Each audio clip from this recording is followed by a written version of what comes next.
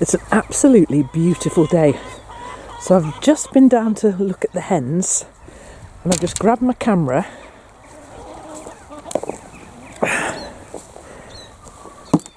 Just fed them.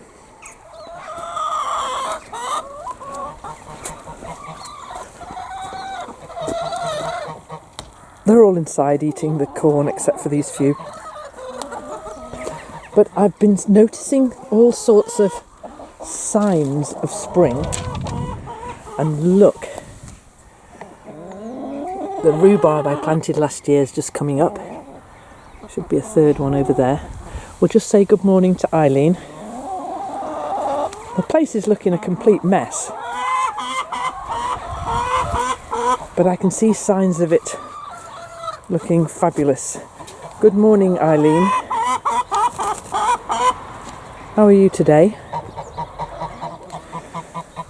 So it's a beautiful day, and what I said I would do on the next beautiful day would be good to go down into the front woods and just see how all the planting that I did, maybe some of it 5 years, some of it 3, round about between 3 and 5 years ago. So we're going to do that. Now there's another gate here that goes in. Here's a polytunnel. Oh, we're going to get interested in the polytunnel soon. Everything looks such a mess, but soon, oops a daisy.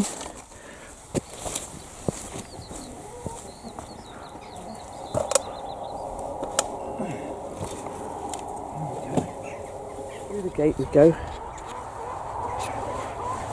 Just push it to for now.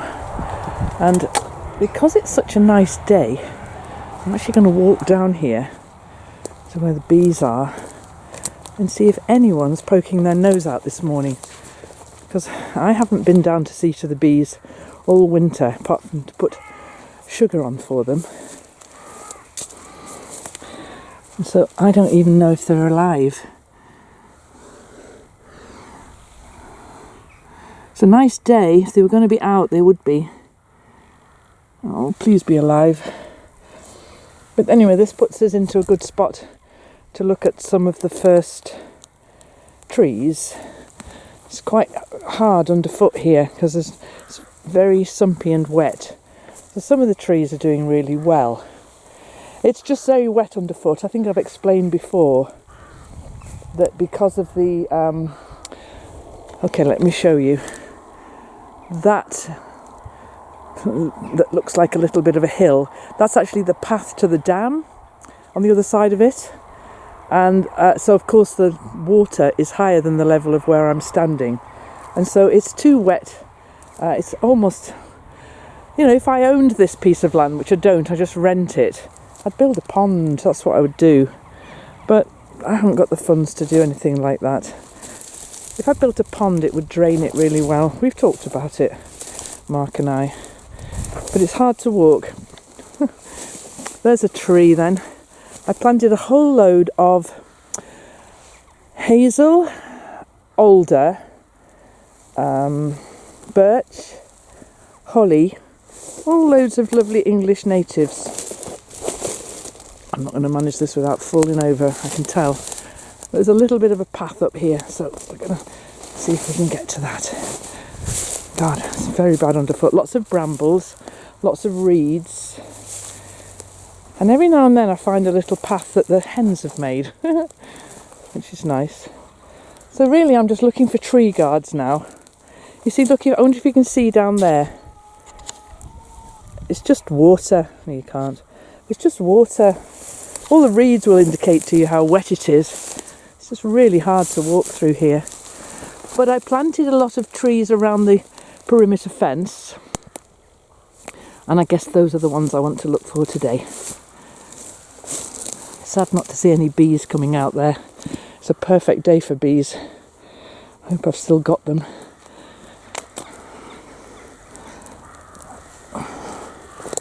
Okay, so a little bit... Oh, there's a fantastic tree I can see over there. That was one of the ones I planted.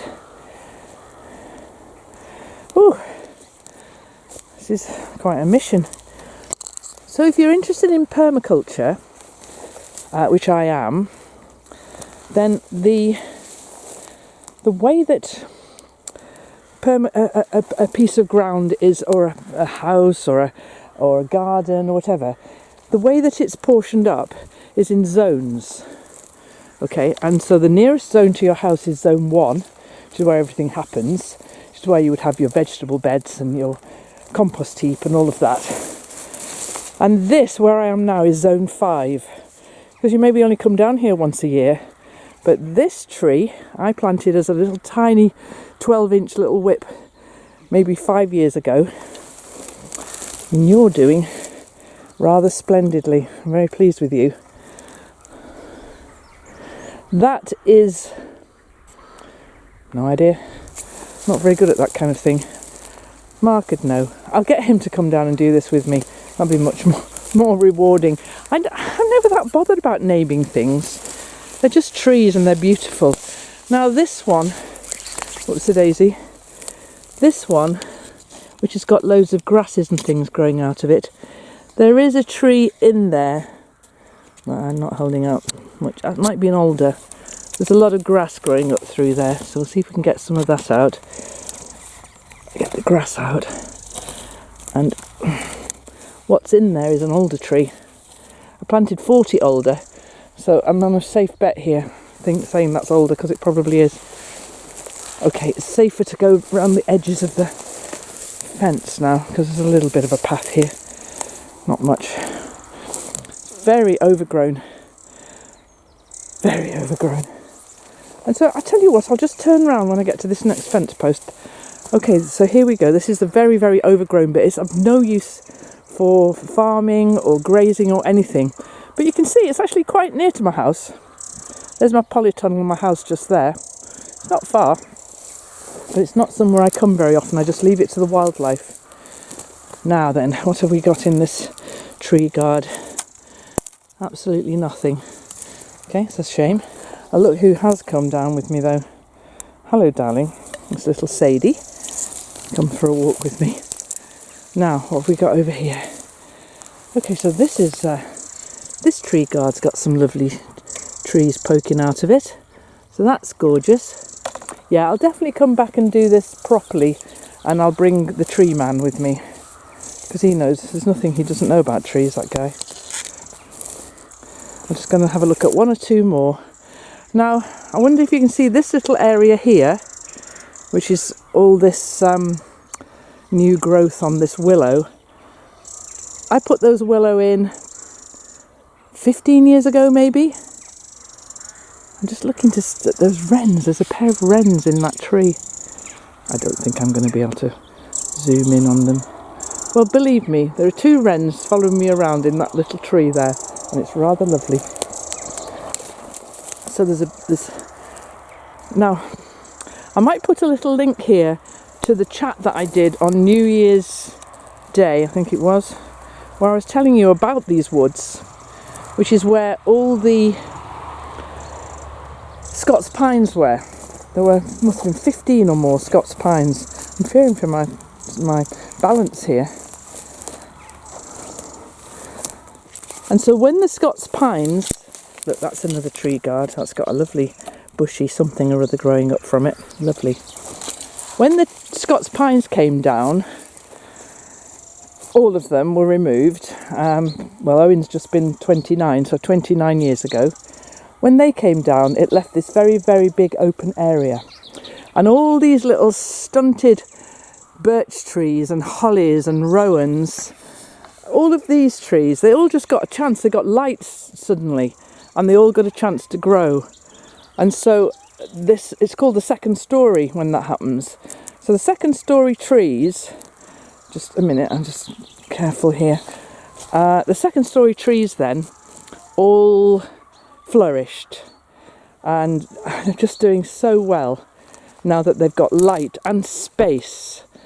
And so I'm just walking this willow. This willow needs coppicing, really. That might be a job that we do coming up soon. I'm just starting to see some little bits of pussy willow. Oh, this is exciting. It's only, what, February the 10th or 11th or 12th, something I can't remember. Haven't turned the calendars over yet, something like that. and it feels like spring today. First time I've been out and it feels like spring. I love it. I love it. So I'm going to walk this way then. I'm going back towards the treehouse now because, and so what I hoped to show you, and here's one, that is the stump of one of the old Scots pines. And there must be, 15 of those all over the place here. And they're just slowly rotting away. And there's another one just there. You can't even tell it is a tree stump. But there's another one there. And so those huge trees were just everywhere. Yeah, I'm going back to proper ground now, inhabited by hens. Now those hens, those two stick together. They are, there's a very long story with those hens, but those are two hens my dad gave me. They were ex-battery hens and they belonged to a friend of his who was replacing them with some newer hens. And those two hens, they were destined to be chicken soup. But the story is too long and too boring to tell you. They ended up being here instead. Now the others don't really haven't accepted them yet, but they hang out together. I'm glad there's two of them, so they're mates for each other. Haven't laid me a single egg since they've been here, and I know that because I had them in a little shed on their own for a while. And you know, they ate the corn, they drank the water, they scratched in the straw, didn't lay me a single egg. So you can just have a nice happy retirement here, girls. They need names, don't they? They haven't got names, those two, because they really weren't meant to be alive. It's very very complicated story why they are. And then if I just pan round slowly without giving you seasickness, you can't really see it, but there is another of these huge tree trunks. And there's Sadie walking up the ladder of the treehouse. So there's a lot, there must be at least 15 or so of these massive tree trunks from, 20 odd years ago when they were all felled. And so you can see that this one was very near the house. Okay then, so I'm just going to wander back. You just make friends, girls, with the other hens. They're very nice. Well, they're not actually, are they? They're quite bullies, they are. They've kind of latched onto me, though. As we go past here, then, we'll just have a little look at this willow hedge. Now, in the winter, you can see really clearly all the tree art that I do with these, where I come down every winter and tie a few more knots. And these ones have been tied for many, many years, so that when this grows up, there's one that's been tied and grown. They don't mind being tied. I've never asked them, I'm sure they don't. But there's a big knot there, look. And then they just grow up and up and up and up. I'll come down here with my secateurs and I'll cut this down and tie some more knots. I'll cut down all the new sappy growth. If I don't cut the growth down, it's not like I could leave this. Once this leafs up, you can't walk through here. You just can't walk through here because the willow is such a prolific plant. It just grows so quickly. I'm just going over a little bridge here now. You can see that's a bit of a drain that drains from the front woods. So we'll just go down this way and into the garden, because here, as a major treat, get my shadow out of the way, we have these beautiful snowdrops and cyclamen, and more snowdrops, look, in the little Buddha garden. So this needs a properly good clean out. That is St John's wort growing up the tree there, and this is the tree that Mark pruned. That's why the ladder's still there, and it's looking really good. So my little Buddha garden then, with all the snowdrops and the cyclamen, looking very, very pretty.